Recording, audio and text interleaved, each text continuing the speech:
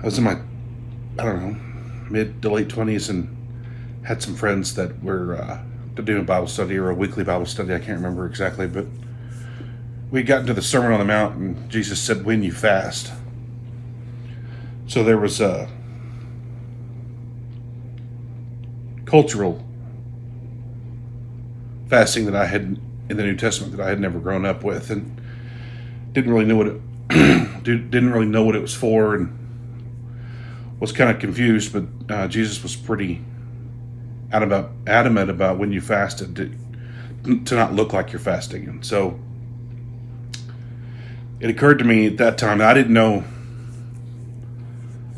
that there were Christian disciplines, or hadn't really heard that terminology before, but had realized that fasting was not a part of my walk and probably needed to be. And so I did decided to go ahead and start fasting, and didn't know anything at the time and just thought it was skipping meals. And so I had scheduled to fast, and I had dinner, or actually I didn't have dinner that night, and I think I ended up in the fast food drive-through window about 12:01 a.m. because I was still fairly legalistic from the way I grew up. So, but it kind of grew from there.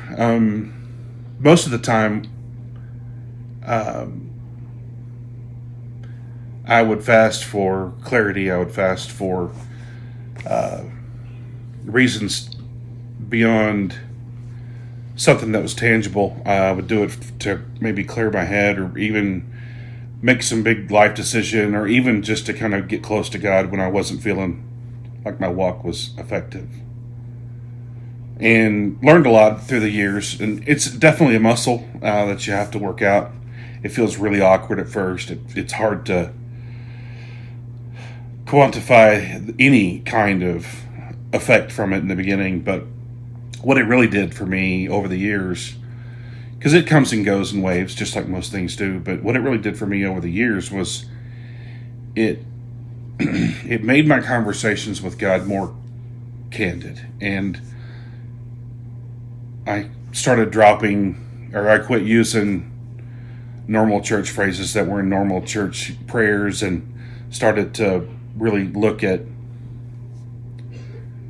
how to have conversations with the Lord and Savior that died for me and took my sin away, and allowed me to have that relationship with Yahweh.